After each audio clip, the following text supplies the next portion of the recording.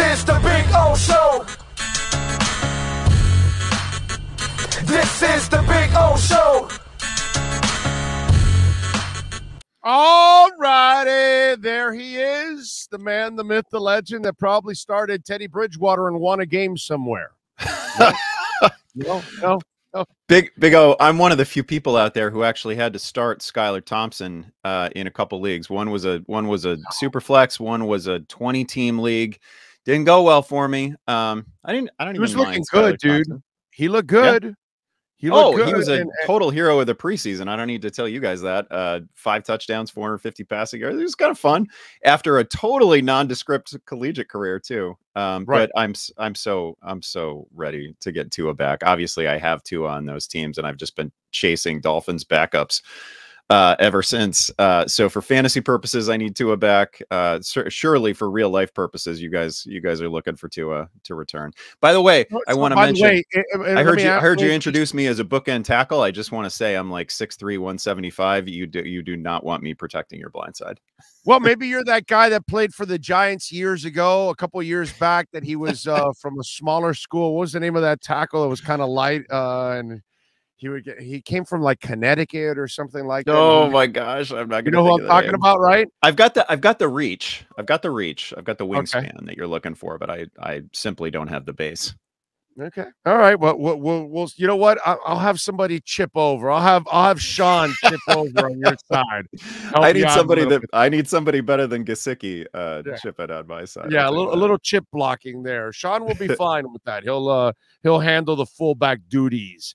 And he'll take over there. And by the way, if you're starting Dolphin quarterbacks, Lord, come on, guys. Don't you know by now you got to be in a 2-quarterback league because they get their quarterback knocked out every week. So you got to start both quarterbacks so you're sure that you're going to have a starter with the Dolphins. So you're supposed to start Skylar and Teddy. Seriously, the Dolphins are making a case for team quarterbacks in fantasy. I'll tell you that. Yes, exactly. You're right about that. And I mean, Teddy still threw for 300 yards. It just shows you that Mike McDaniel is one hell of a coach. Like he is. I mean, even Skylar, a 7th-round pick who, like you just said, didn't really have this incredible career at K-State, but yet he looks so, like comfortable. He looked. The moment didn't look too big for the kid. I agree with that. Skylar had 12 touchdown passes as a 5th-year senior. Like that's what he was in college. Like this is not somebody that normally lands. The guys like that don't normally even get shots in the NFL. So impressive that they found him. Even more impressive that they turned him into a little something. Yeah. Again. Send in your fantasy questions right now. Welton Rayom text line 855-912-1056. That's 855-912-1056 if you want to get in on the Welt and Rayom text line. And let's see what we got here. Who do I pick up next week with Allen out? Jimmy G, Matt Ryan, Mariota, or Zach Milson? I like that, Milson. And there's no way you would start Zach. But go ahead. I'm sorry. There is absolutely no way you would start Zach. That is a good call. I gotta say, like, just from the top, and I've already written the most of the pickups column for this week. This is one of the most brutal waiver wire weeks that I can remember. Like the guys I'm recommending, I'm not even fully sold on. It's just, I understand there's buys coming up. This is a brutal bye week, by the way. You've got the Bills out. You've got the Eagles out. Got all that, or the Rams are out. Like all these guys that we've been leaning on are not playing in this coming week. And then it's just a brutal week in terms of pickups. Mariota is probably where I would lean, and you're not expecting some gigantic week out of Marcus Mariota. Only threw the ball 14 times on Sunday, but he did complete 13 of those throws. And I will tell you, the thing that is exciting about Mariota this year is that on Sunday, it was his 3rd game this year with at least 50 rushing yards.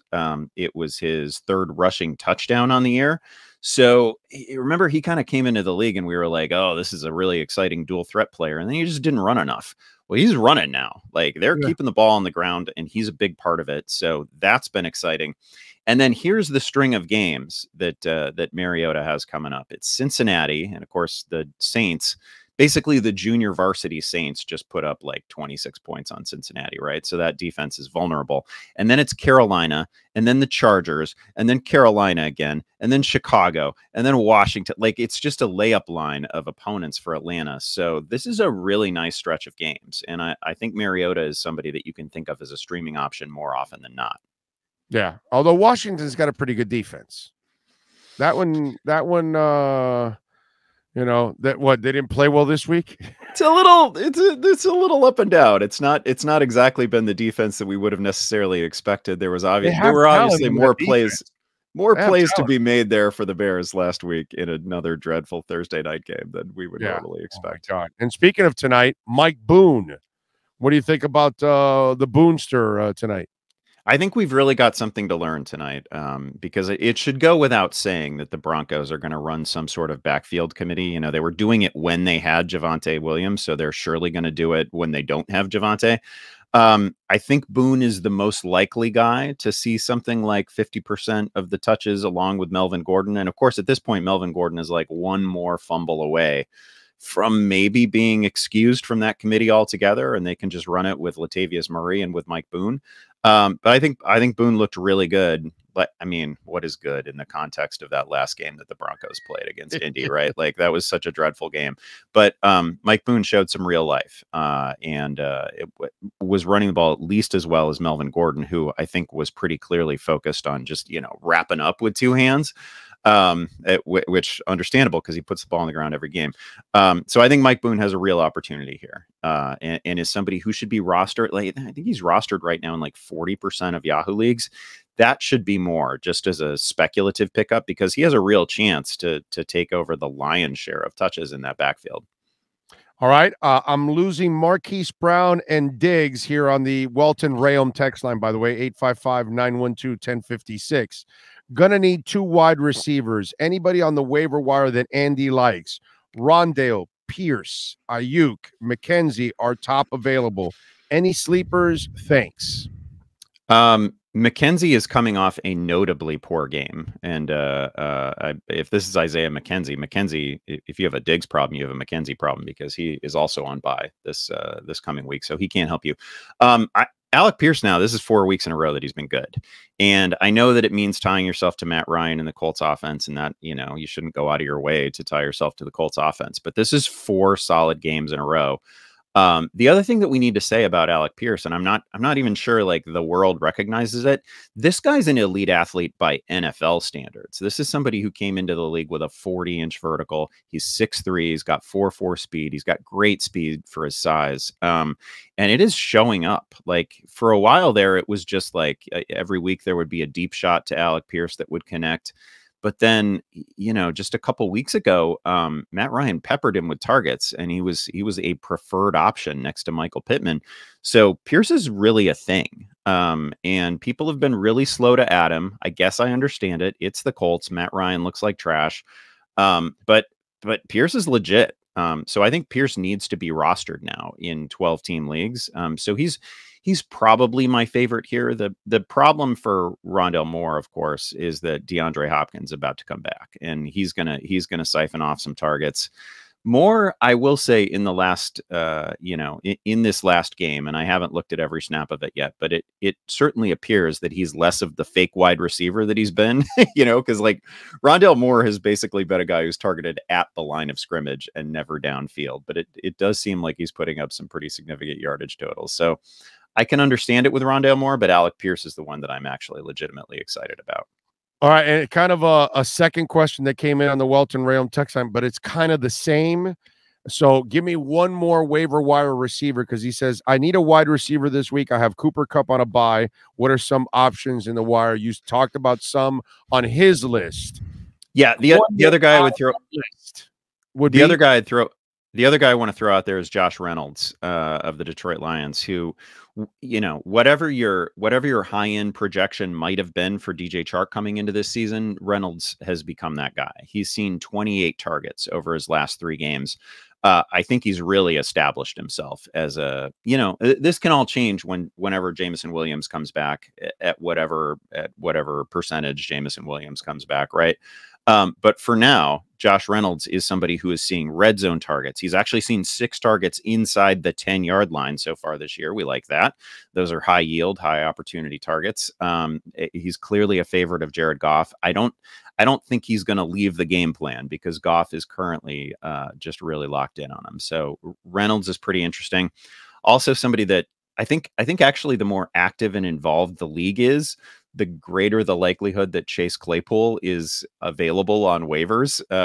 You know, because he's really had some quite an up and down career, really, but certainly season as well. He's coming off a very nice game. It's going to end up being a top 10 fantasy week at the position. He's a total roller coaster ride tied to a sketchy quarterback situation. So this isn't like a full throated recommendation by any means, but Chase Claypool is somebody who, when he pops, you know, it's a decent game. On the Welton Realm text line, 855-912-1056. About to go 5-1 and 3-3 in 2 other leagues. I have Hurts as my QB, good at running back and wide receiver. What is Hurts worth on the trading block? What would you consider it in a 12-man PPR league? Jeez, I don't think I'd want to do it. Hurts is one of the right answers in fantasy football this year, right? Like I don't know. This is a big chip to give up. And I think if we redrafted from scratch right now, like there's a big gap between the top quarterbacks and like those second, third tier guys. I would expect a second or third round value for Jalen Hurts, whatever that means to you. I mean, you also sound like you're okay at running back and wide receiver. Obviously. So I don't think I would feel pressed to deal Jalen Hurts right now. He's playing incredibly well. Devontae Smith and AJ Brown are perfectly healthy, and you can get 50-60 rushing yards out of Jalen Hurts with a rushing score pretty much every week. He's one of the right answers, and you got it. Like, you don't need to trade out of it. There's nothing fluky about this performance either. So I don't see any kind of imperative to deal him. But if you did, I'd make sure that I got somebody who would go like as a second round pick right now. I just got offered on the Welton Realm text line, 855-912-1056. Melvin Gordon for Juju. Is Juju a reliable option after this past week? It was really encouraging to see him perform at this level this past week. And obviously he's going to have a whole bunch of games that are like 5 catches, 55 yards, because he did enter this week with an average depth of target of like 6 yards. That's not great. We like to see guys target downfield. But he's tied to Patrick Mahomes. He's capable of like this, especially when he gets like zone coverage. He's a sort of classic zone beater receiver. I wouldn't go out of my way to, like, if the return is just Melvin Gordon, I'm going to be a no. Because again, I think Melvin is one more fumble away from just losing all rushing responsibilities for Denver. So there's no, like, Juju's going to remain involved in the Chiefs offense all season. So this to me is not selling high. That's the value that you could have gotten a week ago on Juju. And I think if you really want to sell this game, you should aim higher than Melvin. All right. Should I pick up Kyron Williams if I have to drop Curtis Samuel to do it? I certainly understand the temptation to cut Curtis Samuel right now. There is not. I mean, I think Curtis Samuel's a really good player. He dropped a long touchdown in that Thursday night game. There's just no way around it. It hit him in both hands, right? Like, if you're in the NFL and a ball hits you in both hands and you're a receiver, we expect you to catch it. So he had a couple of drops in that one. It was just a really, really ugly effort from him. So I understand why you're thinking drop Curtis Samuel. I also understand the speculation on Kyron Williams. He was a good back at Notre Dame. He's been on IR to open the season, but now we have no Cam Akers for Los Angeles. But I don't think Williams is any sort of threat. He just really has sort of contingent value if something were to happen to Darrell Henderson. And that's not enough for me. Curtis Samuel has actually led Washington in targets, I think, in every game this season, which is pretty wild.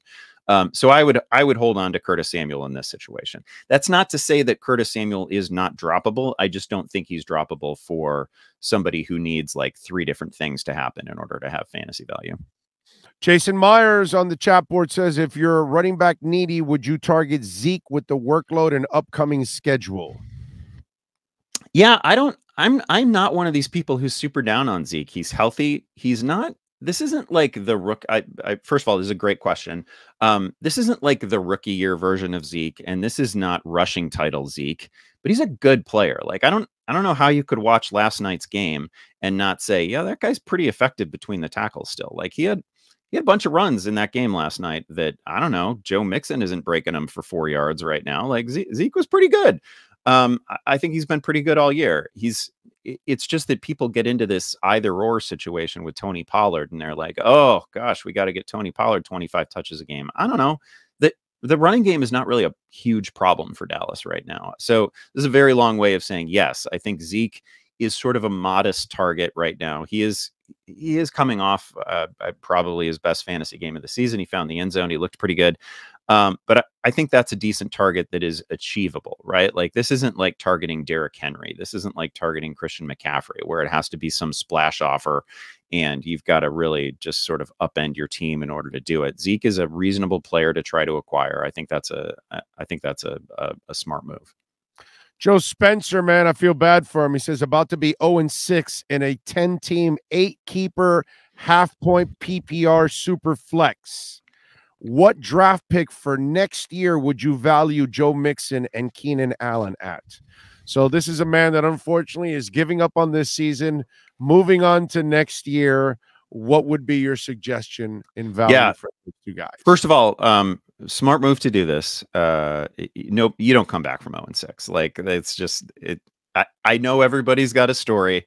I literally, in playing fantasy football for over 25 years, I had one team that started 0-5 and came back to win a championship. And the reason that it sticks in my mind is that it just never happened. So 0-6 is kind of, fortunately it's a dynasty.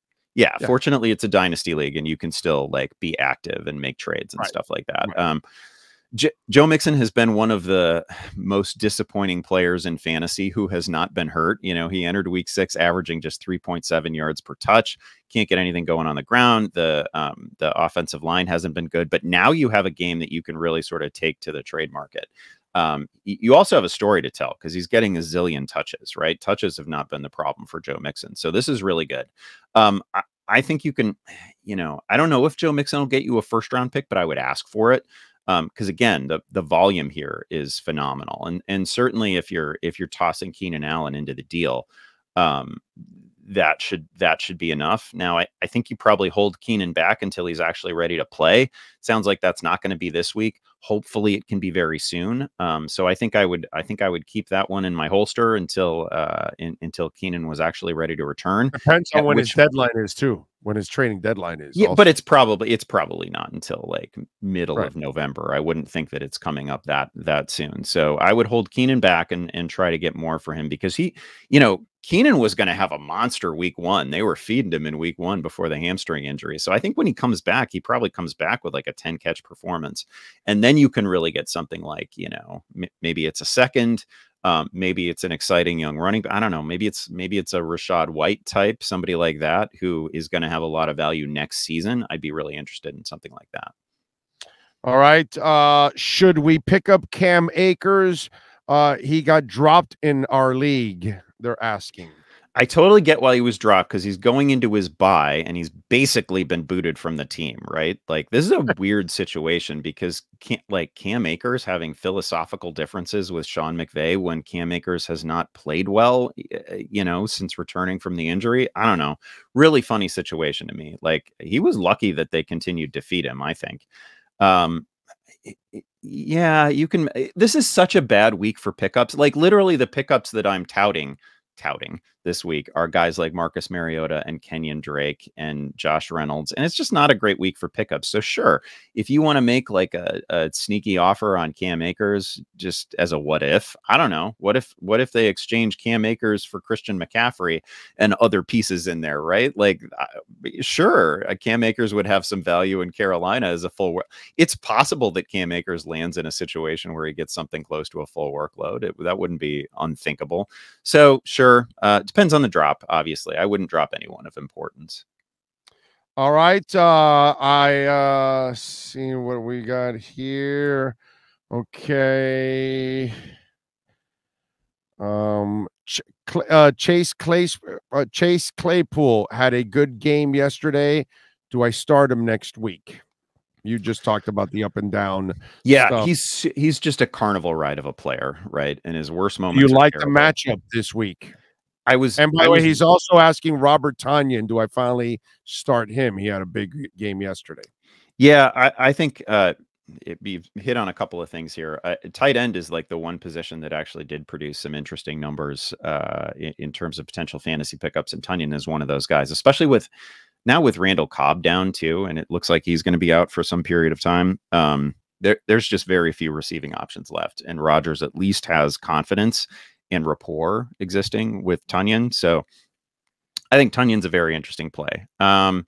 Claypool obviously gets it's Miami next week, right? I believe that yes. The Steelers and Dolphins are facing off. I mean, he's just a carnival ride of a player. You could easily get a 0 from Chase Claypool, but he's also one of the most talented athletes in the NFL, and sometimes it shows up. So he's not a must start by any means. I think Pittsburgh probably for the rest of the season, it's just going to be one receiver a game who is productive. This is not the Dolphins offense, right? We don't even know who's going to quarterback that team next week. So I wouldn't go out of my way to add Claypool. He's fine as an ad if you need a bye week filler. I really do like Tonyan though. Tonyan is somebody who I can easily imagine him settling in as a top 8 fantasy tight end rest of season.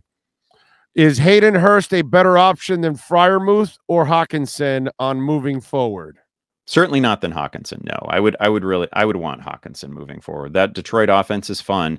They've already come through their bye, and that sort of thing has a lot of value right now, right? Like we're going to be dealing with bye weeks up through week 14. So a good player who's already had his bye is definitely worth rostering. Okay. In-N-Out Burgers or Five Guys? Oh man, I have a take about burgers that people really hate. I think almost all, especially all like fast foodie burgers, I think they all belong to the same tier, and I think we make our decisions on them based on fries alone. That is my take. And I kind of like the fries at Five Guys. Okay. Wagyu steak or New York strip? Ooh, I'll go Wagyu there. You're going to go Wagyu, huh? I wouldn't say no to either, obviously. Okay. All right. That's those are some of the questions they wanted to find out from you, I guess. And you can always ask Andy a little off the wall questions either or. We'll have a little fun with it towards the end there. Think of me as much of a life coach as I am a fantasy expert, please. All right. PGA or Club Live? Oh man, I'm out on golf. Okay, I am 100% out on golf. I think all golf courses should be cross country courses. They should get rid of all of them, is what you're saying? They should get rid of all of them. They should be like public parks or just like cross country space. Yeah. Okay. I'm very out. I'm not a golfer. I can't name a golfer. Like literally the world's most famous golfers could like be on my flights. They could be at the store with me. I would have no idea. Okay. Somebody put filet mignon or Wagyu. I personally will go with a Chateaubriand. That to me, like, have you ever tasted the Chateaubriand? That is the most tender cut in the cow. Okay, I'm gonna take your word for it. Oh, Chateaubriand. I like basically all parts of the cow that I'm aware of. Okay. Was there a secret part? You going filet mignon or you're going Wagyu? In this case, I have some wonderful memories of filet, so I will go filet mignon here. There you go. All right, what are you guys working on Yahoo so folks can check you out? I've got this miserable pickups column coming out tomorrow. I think you'll really hate it. The names are terrible. And then of course we have the Yahoo Fantasy Football Forecast, our podcast every day, all week. Ricard White and Kenyon Drake, right? That kind of stuff is what we're going to see there. So bad. I can't believe I had to write about Kenyon Drake. I resent the NFL for making me do it. You did write about Kenyon Drake. That's funny. Although he does have talent, and I don't know how he never sticks and he never finds consistency, but he is. I mean, on the flip side, coaches obviously love him. Like, even when he's not efficient, coaches roll him out there for over 50% of the snaps. He's playing a ton for Baltimore, right? He's clearly running ahead of J.K. Dobbins. So he doesn't do it for me. But, when there's a hole there, he can hit it. Okay, there you go. More Pacheco columns. Is that what we're getting also? No, I'm not that desperate yet. Okay. Follow him on Twitter at Andy Behrens. And, of course, catch him weekly here at noon doing his thing with our Sports Grill Fantasy Football Zone. Andy, as always, thank you, my friend. Appreciate you. Oh, thanks, Big O. Hope everybody gets what they need tonight. You got it. There you go, Andy. Thank you. Andy Behrens. And remember, during football season, college or the NFL, at Sports Grill, all 7 great locations. They've got an 8th coming in Doral. $1.50 Bud Light drafts and bottles during the NCAA and NFL games. Tonight, there's an NFL game. You get the $1.50 Bud Light drafts or bottles. And $12 domestic pitchers, bone-in wings, 15% off. You got to try the Buffalo Tater Tots. They are delicious. And you know Sports Grill is known for their sauces. So now you can actually take them home. Douse that chicken, douse that steak, douse the wife, whatever you want tasting, like the buffalo sauce, the Miami Heat, the blackberry, the barbecue. Dale, they got them all there, folks. The Kendall location, guess what? Today's Monday. They've got milkshakes every Monday and rock and roll music playing all night long. It's Monday, $7 single smash burger. So smash it, baby. Get on down to the 7 great locations at Sports Grill.